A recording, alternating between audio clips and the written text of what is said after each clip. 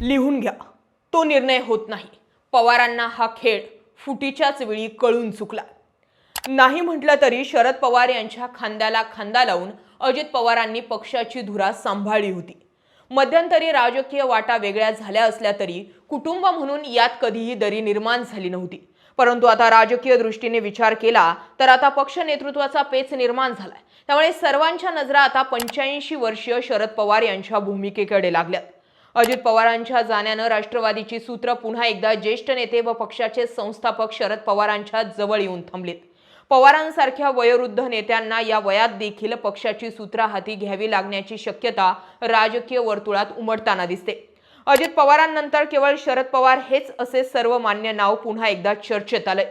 पक्षाची धुरा शरद पवार याही वयात पेलवतील का हा प्रश्न असला तरी सध्या राष्ट्रवादीच्या नेत्यांसमोर अजित पवारांच्या अकाली निधनासोबतच पक्षाची धुरा सांभाळण्याची मोठी जबाबदारी आहे. राजाला भावना नसतात असं म्हटलं जातं. ज्या राजसिंहासनाचा पाया शरद पवारांनी घालून दिला आणि तो वसा आणि वारसा अजित पवारांनी मोठ्या नेत्याने पुढे चालवला, आता तोच वसा पुन्हा एकदा शरद पवारांजवळ येणार की नवीन नेतृत्वाचा उदय होणार हे पुढील काळातच अधिक स्पष्टपणे स्पष्ट होऊ शकेल. लोक म्हणतात की सुप्रिया सुळेंच्या नावावर मोहर लागेल, पण आम्ही म्हणतोय की आता पवार तो निर्णय कधी घेऊच शकत नाही. मुळात अजित पवारांना स्वतंत्र नेतृत्व हवं होतं. अजित पवारांना राष्ट्रवादीची कमान आपल्या हातात हवी होती. शरद पवार ज्यावेळी राष्ट्रीय सदस्यत्वाचा किंवा राष्ट्रवादी काँग्रेस पक्षाच्या अध्यक्षपदाचा राजीनामा देत होते, त्याच वेळी अजित पवार सुप्रिया सुळे आमने सामने आले होते. अजित पवारांचे शेवटचे वाक्य हे सुद्धा होते की पवारांचं वय झाले, थांबून घ्यावं. अर्थ हा नव्हता की राष्ट्रवादी काँग्रेस पक्ष सोडून द्यावा. अर्थ हा होता की आता नेतृत्व माझ्या हातात द्यावं. आता मुळात नेतृत्वाची लढाईच या नावामुळे सुरू झाली होती, कारण सुप्रिया सुळे हे नाव पुढे केलं जात होतं. जसं बाळासाहेब ठाकरेंच्या बाबत राज ठाकरे की उद्धव ठाकरे हे निवडताना झालं होतं, अगदी तसंच पवारांच्या हयातीत होताना दिसत होतं. आणि त्यामुळेच सुप्रिया सुळेंच्या ऐवजी मीच या पक्षाचा वारसा पुढे चालावा म्हणून राष्ट्रवादीत बंडाळी घडली होती असं म्हटलं जाते. मान्य, अजित पवारांना जाऊन फक्त खाली 3 दिवसच उजडले, पण या तिसऱ्याच दिवशी राजकीय उलथापालथी सुरू झाल्या. अजित पवारांचे नेते सुनेत्रा पवारांना भेटतायत, नंतर फडणवीसांना भेटतायत. तिकडे रावसाहेब दानवे अजित पवारांच्या हयातीत एकदा नाही, दोनदा नाही, तीनदा पक्षफुटीचे राजकीय प्रयोग झाले होते. राष्ट्रवादी शिवसेनेला सोबत घेऊन राजकीय सत्ता स्थापन करायला नकार देत होती असं रावसाहेब दानवे अजित पवारांच्या गेल्यानंतर तिसऱ्याच दिवशी बोलतात. याचा अर्थ पडद्यामागून राजकीय हालचाली घडतात. शिवसेनेला राष्ट्रवादीपासून तोडायचं आणि राष्ट्रवादी सत्तेत घ्यायची यासाठी भाजपचे नेते वेगवेगळ्या ठिकाणी प्लॅन केले जात असल्याच्या चर्चा होऊ घातल्यात. त्यामुळे या मुद्द्यांवरती आता बोलणं गरजेचं आहे. अजित पवारांच्या जाण्यानं शरद पवारांना पुन्हा एकदा कुटुंबाचा आणि पक्षाचा आधारवड म्हणून मैदानात उतरावं लागेल अशी चर्चा आहे. फक्त मैदानात उतरायचं नाहीये तर पक्ष टिकवायचा आहे. अजित पवारांच्या निधनामुळे जबर मानसिक धक्का हा शरद पवारांना सुद्धा बसला. सावरण्यासाठी नक्कीच वेळ लागणार असला तरी भविष्यातील पक्षाचं नेतृत्व आणि पुढील राजकारण कसं असणार हे सर्वस्वी शरद पवारांच्या भूमिकेवर अवलंबून राहणार आहे. पक्षाचे संस्थापक अध्यक्ष म्हणून विखुरलेल्या कार्यकर्त्यांना पुन्हा एकदा एकत्र बांधून ठेवण्याची जबाबदारी आता त्यांच्यावर आली आहे. शरद पवारांकडे असलेल्या प्रदीर्घ अनुभवामुळे भविष्यातील राजकीय पुनर्रचनेचे सूत्रधार म्हणून पुन्हा एकदा त्यांच्याकडेच पक्षाची धुरा येण्याची शक्यता वर्तवली जात आहे. काही राजकीय तज्ज्ञांच्या मते दोन्ही राष्ट्रवादी एकत्र येण्याच्या चर्चेला आता वेग येण्याची शक्यता आहे. अजित पवारांनंतर त्यांच्या गटातील अनेक आमदार शरद पवारांच्या छायेखाली परतण्यास उत्सुक असल्याचं सांगितलं जात आहे. यात हसन मुश्रीफ, नरहरी झिरवाळ यांच्यासारखे नेते आग्रही दिसतात. मात्र दुसरीकडे प्रफुल्ल पटेल, सुनील तटकरे, भुजबळ, धनंजय मुंडे हे होऊच नये यासाठी सुद्धा पुढे येताना दिसतात. आणि त्यामुळेच त्यांनी राजकीय वारसदार म्हणून अजित पवार, त्यांच्या पत्नी सुनेत्रा पवार किंवा मुलगा पार्थ पवार यांना पुढे आणण्याचे प्रयत्न सुरू आहेत. सुनेत्रा पवार चालू शकतात. सुनेत्रा पवार सध्या राज्यसभा खासदार आहेत. त्यांचं नाव उपमुख्यमंत्री पदासाठीही चर्चेत आहे.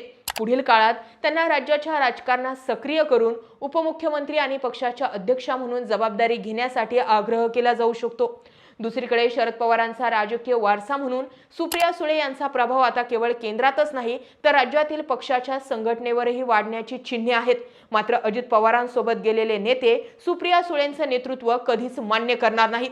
शरद पवारांची डायरेक्ट लिगसी असल्यानं पक्षाला याचा फायदा घेता येऊ शकतो। याशिवाय अजित पवार आणि सुप्रिया सुळे यांच्या राजकीय वाटा जरी वेगळ्या असल्या तरी दोघांमधील नातं घट्ट होतं। त्यामुळे सुप्रिया सुळे यांच्या नावावर सर्वांचं एकमत होईल असं दिसून येत नाही।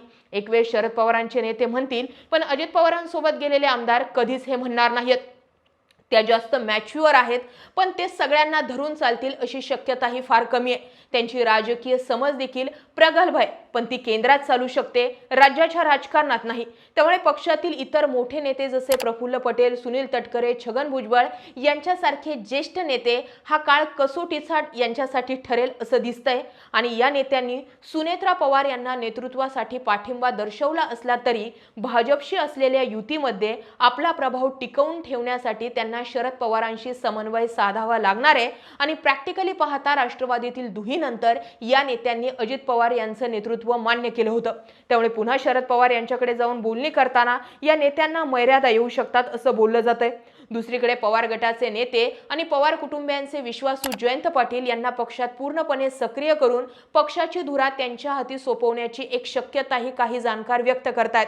जयंत पाटील यांना पक्षातूनच काहीसा विरोध होऊ शकतो ही शक्यता नाकारता येत नाही, परंतु सध्याच्या राजकीय परिस्थितीत त्यांचा चेहरा पक्षासाठी लाभदायी ठरू शकतो।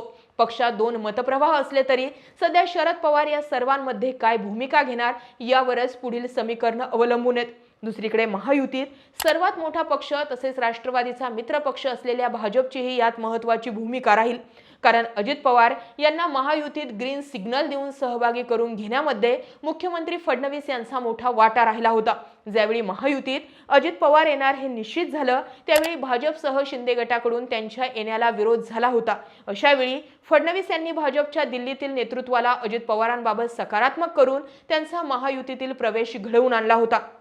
आता नुकत्याच झालेल्या महानगरपालिका निवडणुकींमध्ये देखील देवेंद्र फडणवीस यांनी प्रचारात थेट अजित पवारांवर टीका केली नाही। आता दादांच्या निधनानंतर देखील फडणवीस यांनी बारामतीत जाऊन पवार कुटुंबियांना अशा कठीण परिस्थितीत जे पाठबळ दिलं ते पाहून अनेकांना अजित पवार देवेंद्र फडणवीस यांची बॉन्डिंग घट्ट होताना दिसते। पण अर्थात एक गट असाही आहे की जो म्हणतोय की अजित पवारांच्या सिंचन घोटाळ्याबाबत घेराव घालणारा भाजप होता, सिंचन घोटाळ्याची फाईल बाहेर काढणार म्हणणारे शहा होते आणि त्यामुळे सिंचन घोटाळ्याचा मुद्दा आता गुंडाळला जाणार का? किंवा भाजप सिंचन घोटाळ्यामध्ये अजित पवार कुठेच नव्हते हे जगजाहीर करणार का? असे जर तरच्या मुद्द्यांवरती बरेच काही सुरू आहे, पण यातून एकच स्पष्ट होत आहे की सध्या तरी पवार सुप्रिया सुळेंना उत्तराधिकारी करण्याचा निर्णय घेणार नाहीतच आणि तसं जर झालं तर राष्ट्रवादी काँग्रेसमध्ये फूट अटळ आहे। आता दुसरं नाव रोहित पवारांचं समोर येतंय।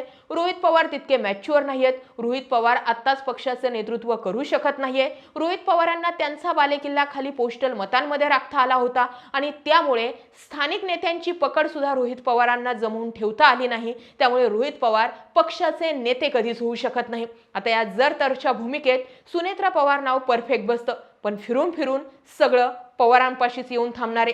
या सगळ्या घडामोडींकडे तुम्ही कसं पाहता कमेंट सेक्शनमध्ये जरूर व्यक्त व्हा। अशाच माहितीपूर्ण व्हिडिओसाठी आपल्या चॅनल आवर्जून सबस्क्राईब करा। जय महाराष्ट्र।